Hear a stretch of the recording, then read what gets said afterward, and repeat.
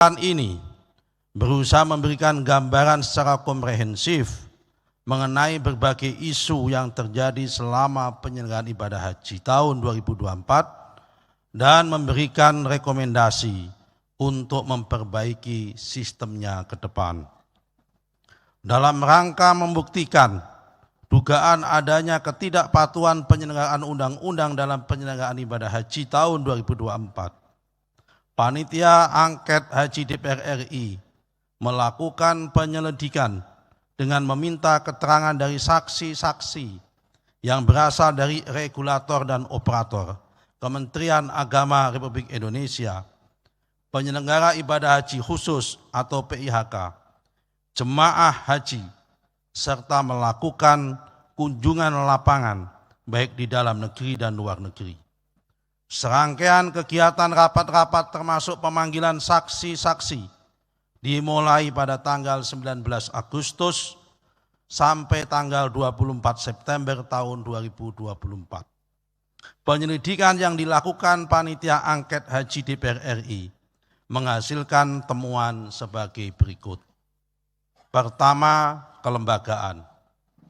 Kementerian Agama RI dalam menyelenggarakan ibadah haji masih berperan double sebagai regulator dan operator. Sementara dalam pelaksanaan ibadah haji di Arab Saudi tidak lagi menggunakan pendekatan government to government, akan tetapi berubah menjadi government to business. Sehingga pelayanannya diberikan kepada pihak syarikah dengan menggunakan kerangka bisnis. Kedua, kebijakan. 1.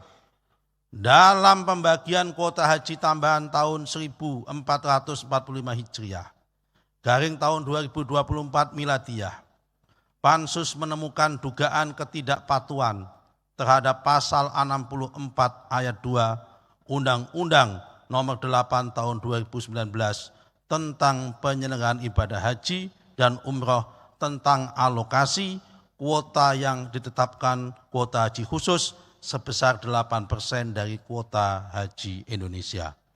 2. Kementerian Agama Sekyu Dirjen Penyelenggaraan Haji dan Umroh melakukan ketidakpatuhan dengan mengajukan pencairan nilai manfaat pada tanggal 10 Januari tahun 2024 sebelum diterbitkannya KMA nomor 130 tahun 2024 pada tanggal 15 Januari tahun 2024 yang seharusnya menjadi basis penghitungan kuota. Ketiga, distribusi kuota haji. 1. Pengisian kuota haji reguler untuk jamaah yang membutuhkan pendamping, penggabungan, dan pelimpahan porsi masih ada celah atau kelemahan di mana pendamping diisi oleh jemaah haji reguler yang bukan mahramnya. 2. Sampai tahun 2024, Kementerian Agama RI masih belum mengupayakan secara maksimal untuk menyelesaikan masalah 5.678 nomor porsi kuota batu, yaitu porsi haji reguler, yang belum diketahui secara pasti di mana jemaah haji berada atau bertempat tinggal. 3.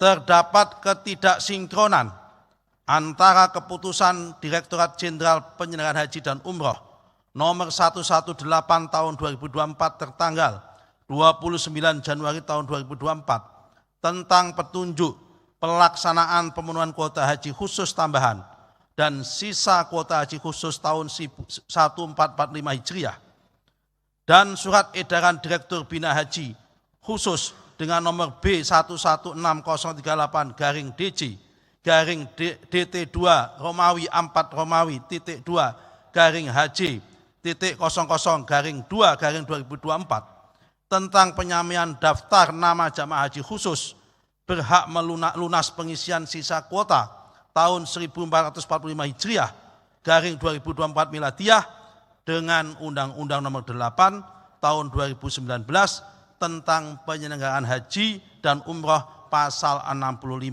ayat 2.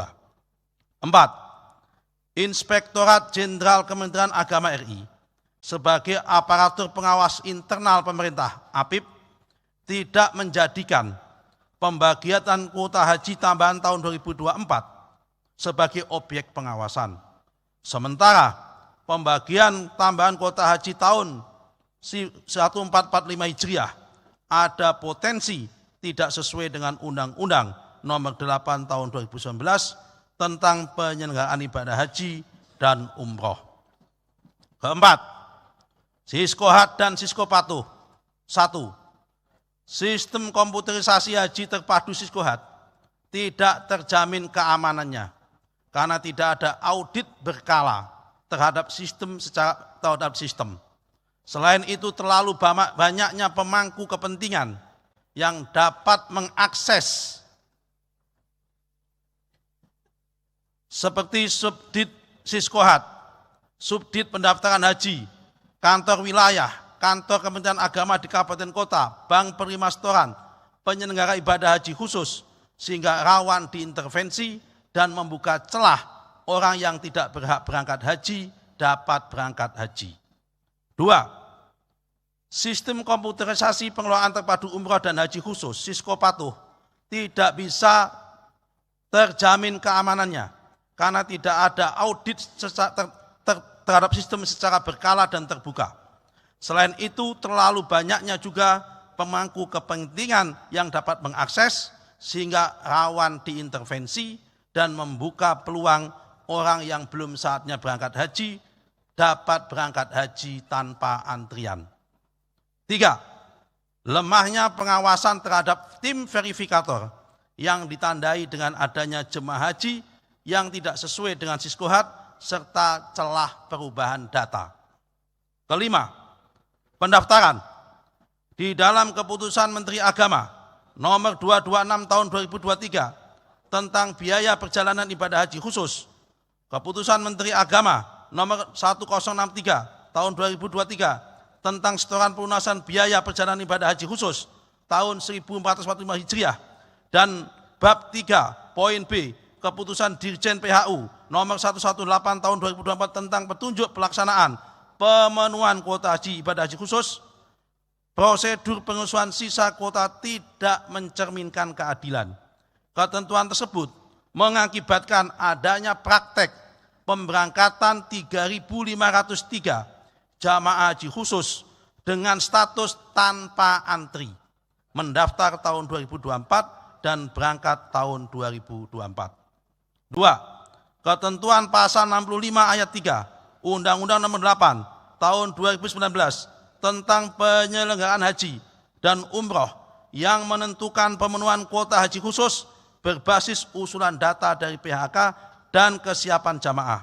Ketentuan ini membuka peluang penyalahgunaan kesempatan oleh PIHK dan berpotensi melanggar asas.